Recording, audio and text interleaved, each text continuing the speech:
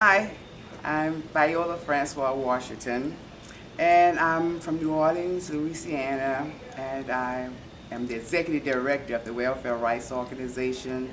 I serve on the People Institute Board for Survive and Beyond. I'm doing racism workshops, and I serve on many boards as it relates to community and working with poor families. Um, just to talk about Katrina and what happened. I always say that terrible time of August 29th, 2005. Katrina came and it really caused some serious problems, especially with the work that we do in working with women's and women rights and justice. We lost a lot of our populations living in many states now, and the organizing is kind of different and even harder to organize people and bring them back together again. Many people are still trying to get home, and they can't, especially those who need assistance from government. They really can't get back home, so many of them have decided they're just going to stay where they are. And in New Orleans, we are so different. We're strange people there. As they would say, our culture is just different. It's family, and family, we just stay together, and family don't leave the state. So there's many of us who are in different states who have never gone any other place, and they're suffering because family has been separated. And really after the storm, well, before the storm, what I went through was like escaping from Africa. You know, the journey from Africa to the New World.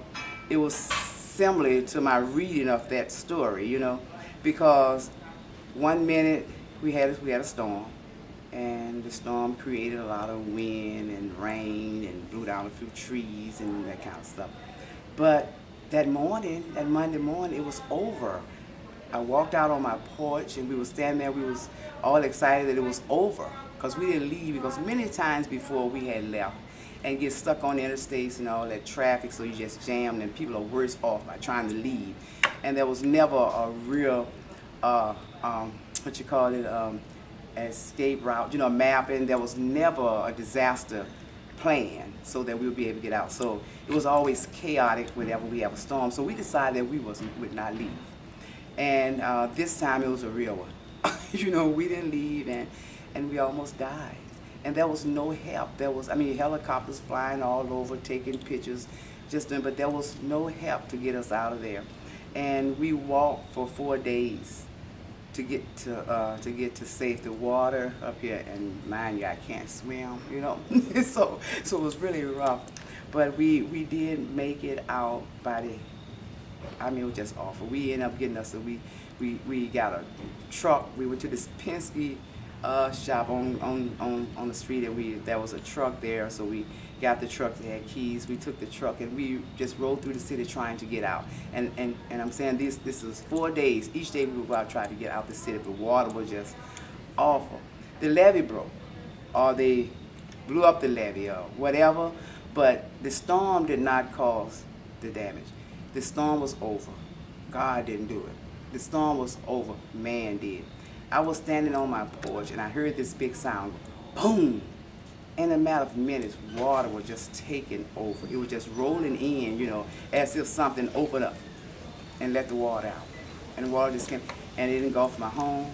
And I have an upstairs and downstairs, thank God. The whole downstairs was destroyed. And we lived upstairs. My neighbors came over. We had to bring them upstairs, so all of us spent a couple of nights together upstairs in this one room. And as we said, we finally got out. How we got out from my home was that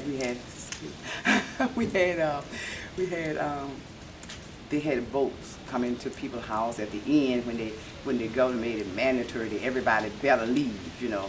So they came, started taking people out the homes who had been left there, and they brought us over to the Legion Fields overpass, this interstate.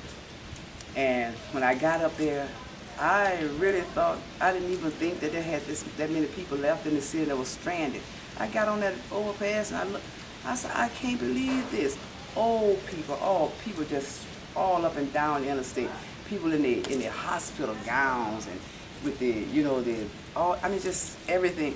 So, and I just looked around, at people, and I thought it was just awful. And they, I thought the helicopters and things had picked people up, but they had brought people to the interstate, and from there to the Superdome.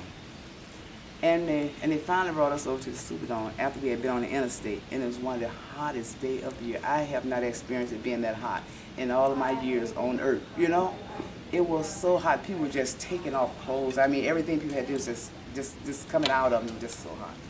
And my heart went out to so many people that I passed, in my route, my travel, trying to get it. I just passed so many people, and people on the interstate, folks running up and down, where's my children? Have you seen my husband? Have you seen my mother? Have you seen my sister, my brother? I mean, people were just scattered. And so when the helicopters finally did come to help people, they was taking people, and if you were standing there and you're a mother with 2 or 3 children, and if the bus is full, and they say they're taking one more, this cop snatched one person, and everybody else is left. So there was so many children that were displaced, and I don't think they really ever got those children back with their family. They just stopped talking about it.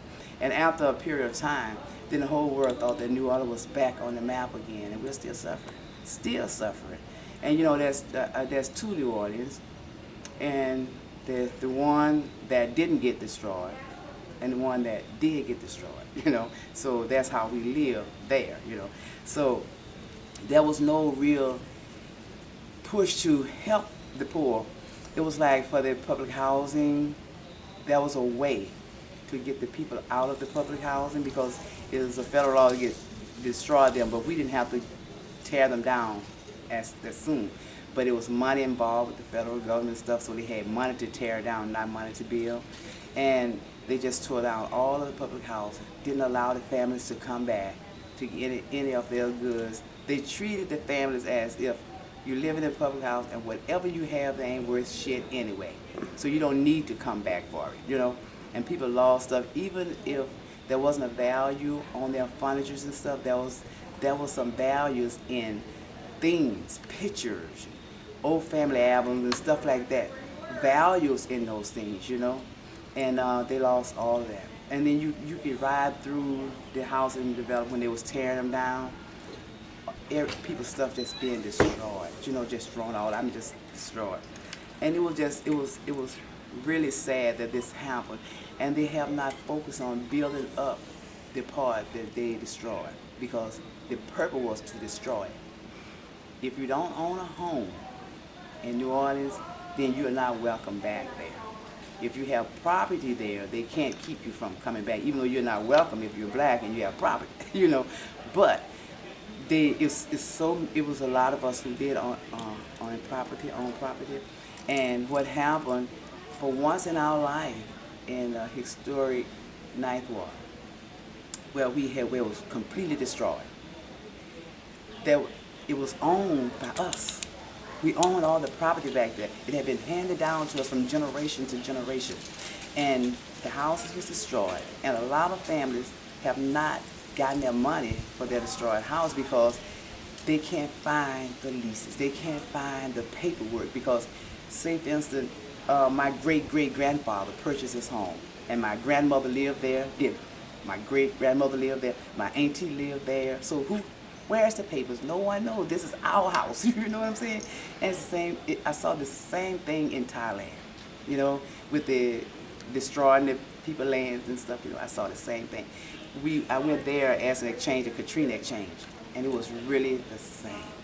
The same as far as poor people are concerned. It's the same. All over the world, racism kick our ass all over the world. You know what I'm saying? And that's why I feel it's so important for us to understand racism. We want to work together, and we want to deal with women's justice and and climate change and all of these things. But we need to come together and understand why we were separated. There's a real big reason why they did that. And as long as they can keep us separate apart, like the Willie Lynch letter, the light skins against the dark skin, this straight hair against the kinky hair and all this stuff. As long as we're allowing those things to happen, and I do believe that as long as we can come together